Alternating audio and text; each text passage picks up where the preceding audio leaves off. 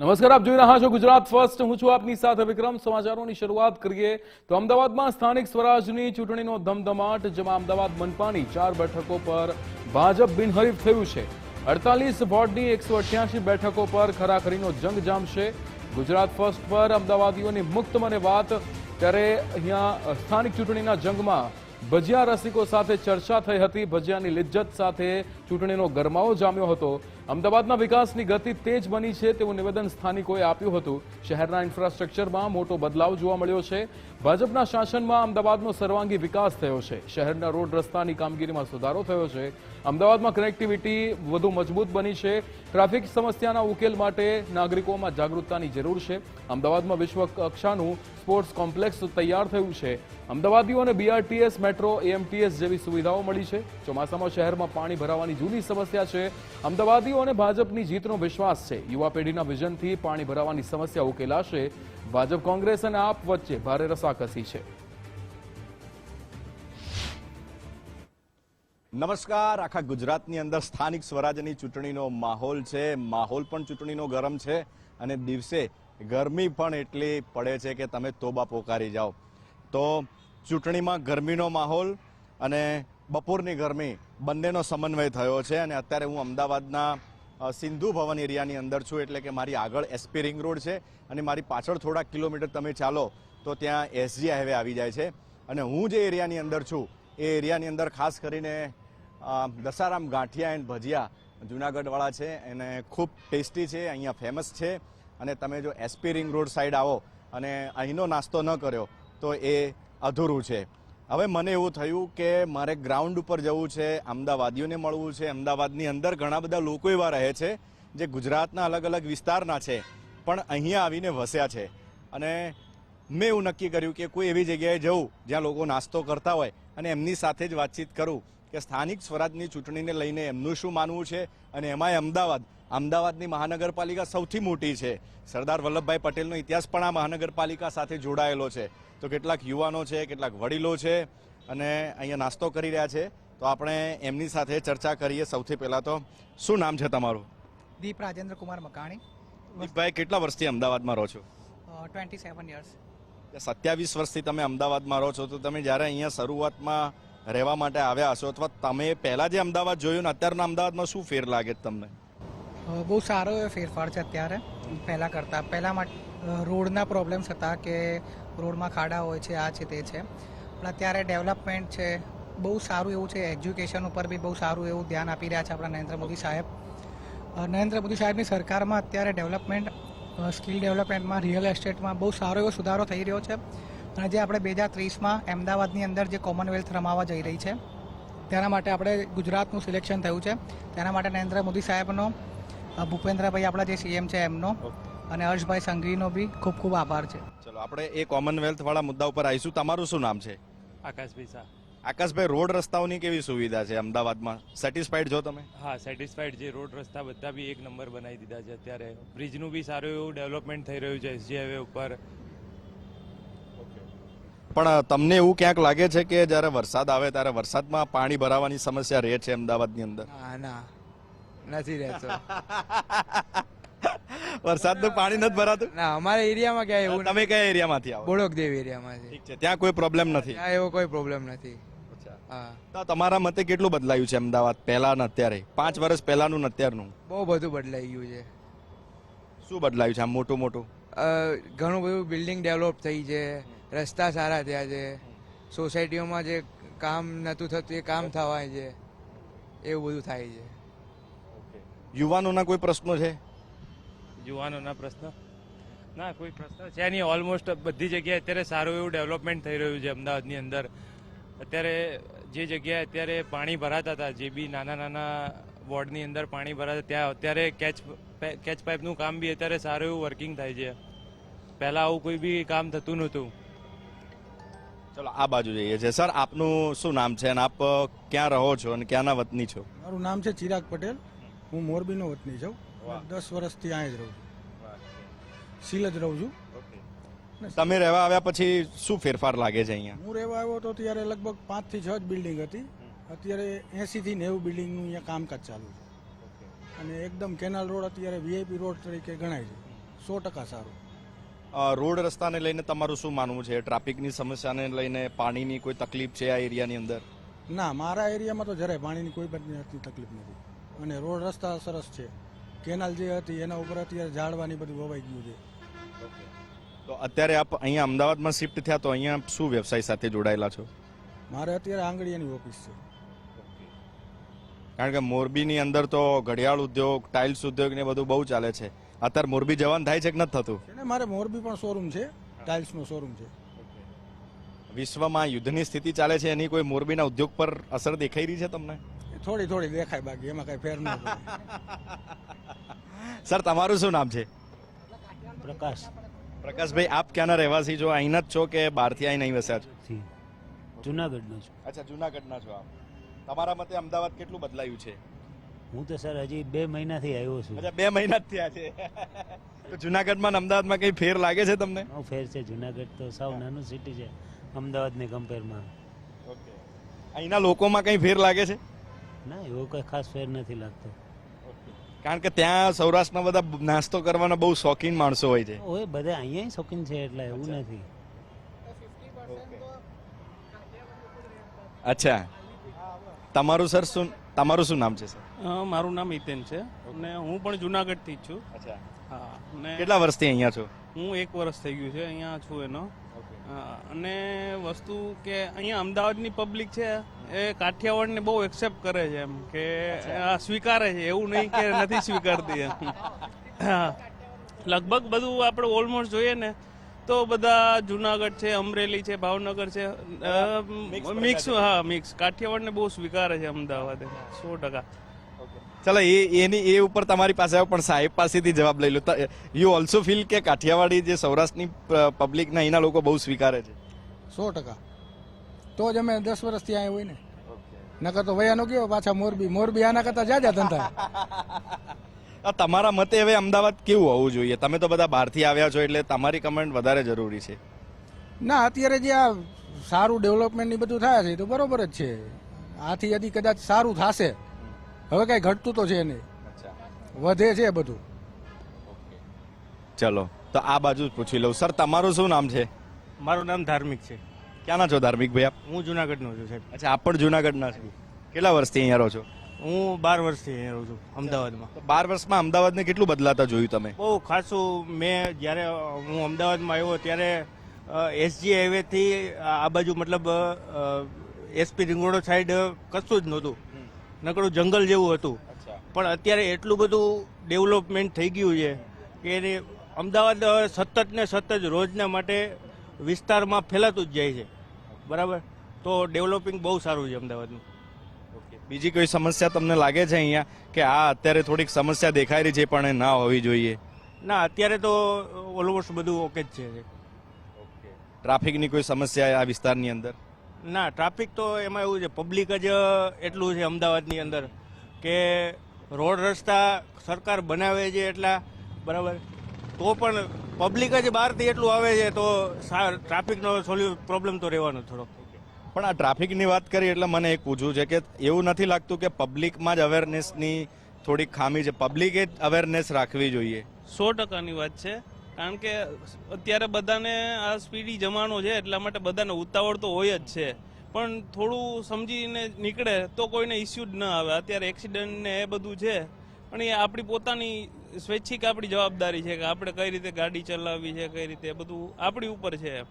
આટલી બધી અવેરનેસ કરવામાં આવે છે કે ભાઈ હેલ્મેટ પહેરો, વગર જોઈતું હોર્ન ના મારો તમે, સાયબર ફ્રોડ આટલું બધું થાય છે, એટલા બધા અવેરનેસ કાર્યક્રમો કરવામાં આવે છે, તોય લોકો છેતરાઈ જાય છે.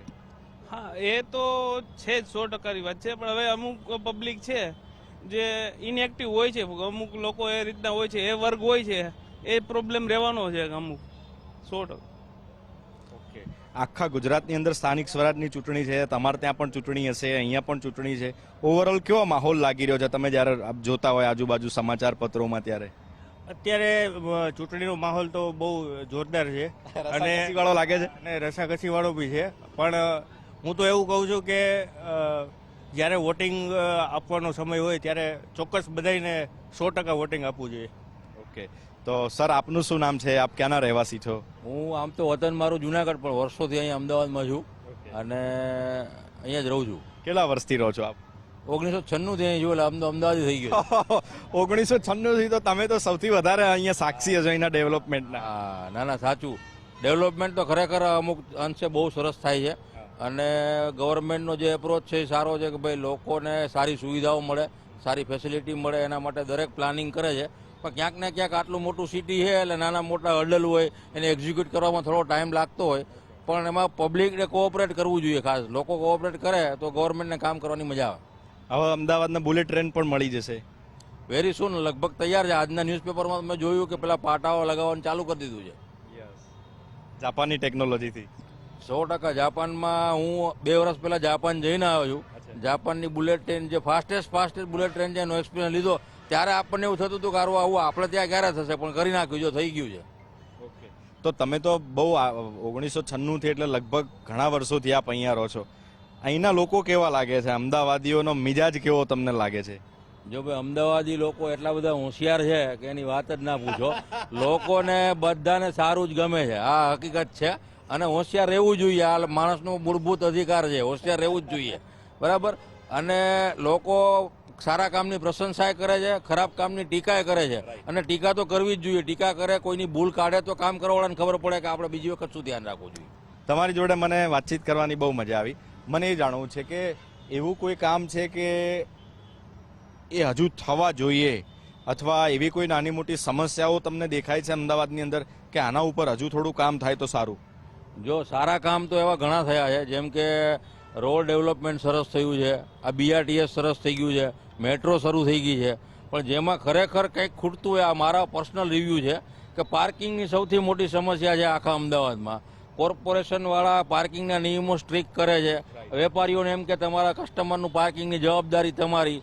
પણ ખરેખર પાર્કિંગની વ્યવસ્થા તો હોવી જોઈએ ને. તો વાહનો જે ગતિએ વધી રહ્યા છે એટલું પાર્કિંગનું ઇન્ફ્રાસ્ટ્રક્ચર જ ડેવલપ નથી થતું.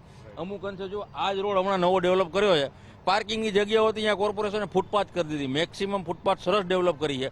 પણ અમદાવાદનું અને ગુજરાતનું વેધર જ એવું છે કે લોકો આટલી ગરમીમાં ચાલીને જતા જ નહીં. તમે જો 90% લોકો બાઇક ઉપર જાય, ગાડીઓ લઈને જાય, એટલે ફૂટપાથ ઉપર જવાવાળા કે સાયકલ ટ્રેક બનાવો, સાયકલ ઉપર જવાવાળી પબ્લિક આપણા દેશમાં તો નથી. એટલે ખરેખર આ ફૂટપાથની જગ્યાએ જો પાર્કિંગ કર્યું હોય તો લોકોને ગાડીઓ પ્રોપર પાર્ક કરવાની જગ્યા મળે. એટલે પાર્કિંગની વ્યવસ્થા નથી. કસ્ટમર જો બહાર ગાડી મૂકે તો પેલા પોલીસવાળા દંડ કરે, કોર્પોરેશનવાળા દંડ કરે. પણ પાર્કિંગની વ્યવસ્થા માટે સરકારે સારામાં સારું એક પગલું લેવાની જરૂર છે. અત્યારની આ જરૂરિયાત છે, બાકી તો બધા સરસ કામ થાય છે. બીજું કોઈ એક વરસાદ જ્યારે વધારે પડે એટલે અમદાવાદ છે ને એનું બધી જગ્યાએ ઇન્ફ્રાસ્ટ્રક્ચર બહુ બધું છે, તો ઘણા બધા એવા જગ્યાઓ છે કે અંડરબ્રિજ ને ત્યાં પાણી ભરાઈ જતું છે. એને લઈને એવું લાગે છે કામ થવું જોઈએ કંઈ? અત્યારે તો આવું થાય જ છે, કેમ કે આપણું અમદાવાદ બહુ કન્જસ્ટેડ સિટી થઈ ગયું છે. એકી સાથે જો વધારે વરસાદ થાય તો 2-3 કલાક તો પાણી ભરાઈ જાય છે. એટલે ગટરોની નવી ડ્રેનેજ લાઈન નાખવાના કામો ઘણા બધા થાય છે, મેં જોયા છે. અને કદાચ આ કોર્પોરેશનમાં તો આખી નવી ટીમ ઊભી છે, ઘણા બધા યંગ લોકોને ટિકિટો આપી છે સરકારે. એટલે નવી યંગ જનરેશન આવશે તો આ બધા પ્રશ્નોનું સોલ્યુશન કરશે એવું મને લાગે છે. ચાલો, thank you so much sir. આપનું શું નામ છે સર? હેમલ. હેમલભાઈ, આપ અહીંયા જ રહો છો અમદાવાદ? ના, રાજકોટ. અચ્છા, રાજકોટથી અહીંયા? હા, એક પ્રોજેક્ટ માટે આવ્યો છું. ઓકે, તો તમારું શું માનવું છે? આખા ગુજરાતના અંદર સ્થાનિક સ્વરાજની ચૂંટણી છે અને મોટાભાગના લોકો જે છે એ યુવાનોને વધારે તક આપવામાં આવી છે, તો યુવાનોના આવવાથી કંઈ બદલાશે? હા, જરૂર. મારા મતે તો યુવાનોના આવવાથી ઘણો ચેન્જીસ આવી શકે છે. અને ઓવરઓલ હું જો જોઉં તો મને AMCનું કામ ગુજરાતમાં બીજી બધી મ્યુનિસિપલ કોર્પોરેશન્સ કરતાં ઘણું સારું લાગ્યું છે. તમે ફૂટપાથના પેવર્સ જુઓ, કર્વ્સ જુઓ, તો એ એકદમ નીટ એન્ડ ક્લીન્સ બનાવે છે. અને ઓવરઓલ મને રાજકોટ, જુનાગઢ અને બીજા બધા ડિસ્ટ્રિક્ટ કે મહાનગરપાલિકાની વાત કરીએ તો એના કરતાં AMCનું કામ મને તો ઘણું સારું લાગે છે. રાજકોટમાં કેટલો માહોલ ગરમ છે? રાજકોટમાં બી બહુ મારું ગરમ છે. શું લાગે છે આ વખત રાજકોટમાં? એ તો હવે હા, રસાકસી રહેશે, એ તો પબ્લિક ડિસાઈડ કરશે. પણ મારા મતે ઘણું કામ થાય છે. રાજકોટમાં તમારે ઘણા નવા યુવા ચહેરાઓને મેદાનમાં ઉતાર્યા છે. બેન છે RJ, એ પણ કોંગ્રેસમાંથી લડે છે. હા, ના, ચોક્કસ. એટલે આ વખતે લાગે છે કે રસાકસીનો માહોલ રહેશે ઘણો બધો. જોઈએ શું પબ્લિક આપે છે વોટિંગ. તો તમે વોટિંગ કરવા જશો ને? યસ, 100%. અચ્છા, તમે એ આપણે અપીલ પણ કરી દઈએ કે ઘણા બધા લોકો છે ને અત્યારે ગરમીનો માહોલ છે, તો અત્યારથી જ પબ્લિક રોડ ઉપર જોવા નથી મળતી, તો તમે એવા લોકોને અપીલ કરો આપણા માધ્યમથી કે ભાઈ વોટિંગ કરવા અવશ્ય જજો બધા. ભલે થોડોક તાપ સહન કરવો પડે એમ. હા ના ના ચોક્કસ હું બધાને અપીલ કરું છું કે ગુજરાતના બધા યુવાઓ અને ગુજરાતના બધા જે પબ્લિક છે એ બધા વોટિંગ કરવા જાય અને બને એટલું યોગદાન આપે. તમને ખરેખર સરકાર પ્રત્યે ફરિયાદ હોય કે સરકારની પ્રશંસા કરવાની હોય કે જે હોય, એક વખત વોટિંગ કરવા જાઓ તો તમારી જે હક છે, તમારો મૂળભૂત હક છે વોટિંગ, એનો લાભ તમને એક જ જગ્યાએ મળે વોટિંગમાં, કે તમે સરકારની સાથે છો કે વિરુદ્ધ છો, પણ એટલીસ્ટ મત કરવા તો જવું જ જોઈએ. અમુક એવા આપણે સ્ટેટ જોયા કે અહીંયા 80-90% મતદાન થયું છે. આજે પશ્ચિમ બંગાળમાં 90% મતદાન થયું. તો ગુજરાતમાં તો મને ખબર છે 55-60% વધારે થતું નથી. એટલે એટલીસ્ટ છે ને 100% તો થવું જ જોઈએ, નહીં તો 90% મતદાન થવું જોઈએ. અને મતદાનમાં કદાચ ડિજિટલાઇઝેશન આવી જાય, લોકો અહીંયા હાજર ન હોય ને પોતાનો મત આપી દે, આવું ભવિષ્યમાં થશે ને આવું થવું જોઈએ. એ વાત સાચી છે. તમે સર, તમારું શું નામ છે? રસિકભાઈ. રસિકભાઈ, આપ અમદાવાદના જ છો? અમદાવાદ, જુનાગઢ. અચ્છા, અહીંયા રહો છો આપ? શું લાગે છે કેટલું બદલાયું છે આપણું અમદાવાદ? અમદાવાદ ઘણું બદલાઈ ગયું, ખૂબ સરસ. આજથી 5-10 વર્ષ પહેલા શું હતું અમદાવાદમાં, અને અત્યારે શું તમને ચેન્જીસ જોવા મળે છે? ત્યારે તો બહુ ચેન્જીસ જોવા મળ્યા. રોડ, ગટર, બધું ડેવલપ, ઘણું બધું ચેન્જીસ જોવા મળ્યું. તમારા મતે ઉમેદવાર કેવા હોવા જોઈએ? લોકોએ કેવા ઉમેદવારને વોટ આપવો જોઈએ? સારા ઉમેદવારને વોટ આપવો જોઈએ. પક્ષને જોઈને મત નહીં આપવાનો. સારા એટલે કેવા કે ભાઈ જે લોકોના, પબ્લિકના જે કાંઈ પ્રશ્નો હોય તે સાંભળે અને તેના કામ કરે. તો આનો આ પ્રશ્ન હું છે ને આ બધા યંગસ્ટર્સ પાસે લઈને જાઉં છું. તમારું શું નામ છે? ઓમ નામ છે મારું. ઓમ ભાઈ, કેવા ઉમેદવારને લોકોએ મત આપવો જોઈએ? જે ઉમેદવાર કામ કરતા હોય અને ચોક્કસપણે બધાનું કામ સાંભળતા હોય, અડધી રાતે પણ આપણને કામમાં આવે એવા ઉમેદવારને આપણે વોટ આપવો જોઈએ. ઘણી વાર તો એવું થતું હોય કે ઉમેદવાર ખાલી વોટિંગ હોય એટલે જ્યારે ઊભા રહે ઇલેક્શનમાં ત્યારે આવતા હોય, પછી તો દેખાય પણ નહીં. ના, જો કે જે આપણે વોટિંગ જે કરતા હોય, જે કામ કરતા હોય એ લોકોને જ આપણે વોટ આપવો જોઈએ. બાકી બધે તો કામ કરે જ છે, બધી જગ્યાએ બધા કામ થઈ જ રહ્યા છે. તમે જોઈ શકો છો કે અમદાવાદમાં આપણે સ્ટેડિયમ હતું, સ્ટેડિયમ બની ગયું છે, પછી મેટ્રો ચાલુ થઈ ગઈ છે, બુલેટ ટ્રેન ચાલુ થવાની છે, પછી આપણે વીર સ્પોર્ટ્સ ક્લબ કોમ્પ્લેક્સ ચાલુ થઈ ગયું છે આખું, જેમાં મોટા યંગસ્ટરો માટે બહુ વધારે પડતું સારું થયું છે. પ્રેક્ટિસ તમે કરી શકો છો, સ્પોર્ટ્સની બધી લક્ષી ગેમો તમને મળે છે. એવા વોટિંગના કામ થઈ જ રહે, મતલબ વોટ લે છે પણ કામ પણ કરે જ છે સામે બધા આપણે કોર્પોરેટરો.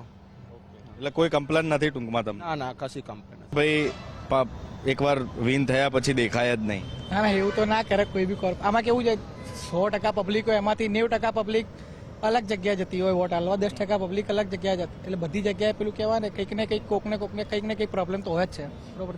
એ પ્રોબ્લેમ અત્યારે કોઈ બી કોર્પોરેટર વોટ માંગવા જાય તો એ બધાને અત્યારે શાંતિ રાખવીને, કોઈ બી ધારો કે કોઈ બી માણસ છે, નોર્મલ માણસ છે, તમને કમ્પ્લેન કરે, કમ્પ્લેન આપણે અત્યારે સાંભળવી જ પડે, સ્વીકાર કરવો પડે, અને પછી કોર્પોરેટર બન્યા પછી એ કમ્પ્લેનને આપણે સોલ્વ કરવી જ પડે. તો કોર્પોરેટર સહી માયનામાં આપણે ચૂન્યા ગણાય. અત્યારે ઘણા લોકોનું માઇન્ડસેટ એવું હોય છે કે જે ઇલેક્શનમાં રસ નથી લેતા હોતા, અમુક ટકા લોકો, અને એ પછી ટીકા ટિપ્પણીઓ કરતા હોય છે. પણ જો સારા માણસો જે આમાં રસ નહીં લે તો પછી બિહાઇન્ડ ધ પડદા પાછળ રહી અને કમેન્ટ કરવાનો મતલબ શું છે? એમના માટે મેદાનમાં આવવું પડશે ને યંગસ્ટરે. પડે ને, એટલા માટે તો અત્યારે યંગસ્ટર જે ઉમેદવારો બધા ચૂન્યા છે, જે બધા બહુ ખાસી જગ્યાએ યંગસ્ટરને અત્યારે ઉમેદવારોમાં ટિકિટ અપાઈ છે, ભાજપ તરફથી બી છે, બધી જગ્યાએથી છે. તો એના માટે એના પ્રશ્નો બી અત્યારે ઉકેલ થવાના છે હવે આગળ પછી જતા કરી. તો ચલો, હું ફટાફટ છે ને બધાનો એક ટૂંકો જવાબ લઈશ, મોટા ભાગનો. આખા ગુજરાતની અંદર તમને શું લાગે છે કે માહોલ કેવો ગરમ રહેશે આ વખતે? અત્યારે કસાકસીનો ટાઈમ છે અત્યારે. ઓકે, તમારા મતે? One side Bhajap. One side. તમારા મતે સર? સર ફૂલ ગરમ છે અત્યારે માહોલ. તમારા મતે sir? One side. One side. Okay sir, તમારા મતે? તો બેસ છે, વન સાઈડ જ રહેવાનું છે. ઓકે, આપના મતે સર? વન સાઈડ જ રહેશે. એનું કારણ છે કે જે પ્રમાણે કામ થઈ રહ્યા છે એ 100% આપણે એમાં વન સાઈડ છે. જેના કામ કરે છે, જે કોર્પોરેશનમાં કામ કરે છે, ને અત્યારે જે પક્ષ હતો ને એ પણ બહુ સારું કામ કરે છે, એટલા માટે વન સાઈડ જ રહેશે એવું મારા મંતવ્ય. ઓકે સર, આપના મતે? બીજેપી. ઓકે, આપના મતે સર? ભાઈ લોકોના કામ કરે ને મત આપવો જ જોઈએ ને, એ જ જીતશે. ઓકે, તમારા મતે? One side. One side. તમારું શું માનવું? વન સાઈડ જ. બધા વન સાઈડ જ કે છે. તો ગુજરાતની કોઈ એવી તો સીટો હશે ને કે જ્યાં તમને એવું લાગતું હોય કે અહીંયા કાંટાની ટક્કર રહી શકે એવું કોઈ? અચ્છા, સૌરાષ્ટ્રમાં થઈ શકે કાંટાની ટક્કર. ઓકે, ચલો. અમારા સહયોગી છે ધર્મેશ વૈદ્ય, એમનું પણ છેલ્લું હું એકવાર લઈ લઉં ધર્મેશભાઈ સાથે પણ થોડીક ચર્ચા કરી લઉં. ધર્મેશભાઈ, શું લાગે છે અત્યારે આપણે ચર્ચા કરી, જે લોકો બેઠા હતા એમની સાથે, યંગસ્ટર સાથે ચર્ચા કરી, અને આ બધા એવા લોકો હતા કે ઓલમોસ્ટ અમદાવાદ બહારથી આવેલા છે ને વર્ષોથી અહીંયા રહે છે. અમદાવાદ મહાનગરપાલિકા સૌથી મોટી મહાનગરપાલિકા છે, કેટલી કાંટાની ટક્કર રહેશે અહીંયા? જેડી સૌથી પહેલાં તો આપણે જે ગુજરાત ફર્સ્ટનો જે લોકોને મતદાન કરવાની અપીલ છે એ આપણે કરીએ કે દરેકે પોતાનો મતાધિકારનો ઉપયોગ કરવો. આ લોકશાહીનું પર્વ છે. બીજું, આપણે ચાય પે ચર્ચા ઘણી જોઈ છે, પરંતુ આજે ભજીયા ગરમા ગરમ લોકો ખાઈ રહ્યા છે અને રાજકારણની ચર્ચા કરી રહ્યા છે. આ સૌથી મહત્વની વાત છે. વાત કરી અમદાવાદ મહાનગરપાલિકાની, તો ગુજરાતની સૌથી મોટી મહાનગરપાલિકા, 48 વોર્ડ અને 192 કાઉન્સિલર એટલે નગરસેવકો, કોર્પોરેટર ચૂંટાશે. એને માટેની આ ચૂંટણી છે. જે લોકોએ કીધું એ મોટેભાગના સૌરાષ્ટ્રથી પણ આવ્યા છે, અમદાવાદને કર્મભૂમિ બનાવી છે. જેથી સૌથી મહત્વની વાત એ છે કે અમદાવાદ જે ગુજરાતનું જે કેપિટલ સેન્ટર છે, અહીં મોટાભાગના લોકો તમે જોઈ શકો કે મોટાભાગના લોકો દરેક ગામોના, નગરના, ગામડાના અહીં અમદાવાદમાં જોવા મળશે. જ્યારે ચૂંટણીની વાત કરી ત્યારે લોકોએ કીધું કે જનપ્રતિનિધિ કેવો ચૂંટવો જોઈએ, જે 108 બનીને એમને કામ આવતો હોય. અહીં તમે જો યુવા મતદારો પણ એ કહી રહ્યા છે, એ પણ ભજીયાની ગરમા ગરમ ચર્ચા વખતે. બીજું સૌથી મહત્વની વાત એ પણ કરી કે સૌરાષ્ટ્રમાં રસાકસી રહેશે. જે કદાચ આપણો ફીડબેક પણ એવો કહી રહ્યો છે કે ચૂંટણી છે, ચૂંટણી 5 વર્ષે આવતો એક પર્વ છે, એટલે ઘણી વખતે આ જે કહી શકાય રસાકસીનો માહોલ જોવા મળશે. પરંતુ અત્યારે ત્રિપાંખીયો જંગ છે. બે પાર્ટી તો હતી જ, ભાજપ અને કોંગ્રેસ. હવે આમ આદમી પાર્ટીનો પણ ઉદય થયો. એટલે એ દ્રષ્ટિએ જોતા ગરમા ગરમ ભજીયા સાથેની ચર્ચા ખૂબ જ રસપ્રદ રહી. અને બધાને કહીએ કે મતદારોએ મતાધિકારનો સૌએ ઉપયોગ કરવો. સૌથી વધુ મતદાન થાય દરેક નગરમાં, પછી પાલિકા હોય, મહાનગરપાલિકા હોય, પંચાયત હોય, તાલુકા પંચાયત, જિલ્લા પંચાયત હોય, આ તમામ લોકોએ મતદાન કરવું એ ગુજરાત ફર્સ્ટની સૌથી મોટી અપીલ છે. Thank you so much Dharmeshbhai. અને અમારા સહયોગી ધર્મેશ વૈદ્ય હતા, જેમને આપ સાંભળી રહ્યા હતા. તો ગુજરાત ફર્સ્ટ ન્યૂઝ વતી ફરી એકવાર હું આપને અપીલ કરું છું કે બધા થોડોક એક દિવસ માટે, અડધો કલાક માટે, કલાક માટે તાપ તડકો સહન કરીને પણ આપના મતાધિકારનો ઉપયોગ કરવા માટે જજો, કારણ કે આપનો મત એ ખૂબ કિંમતી છે.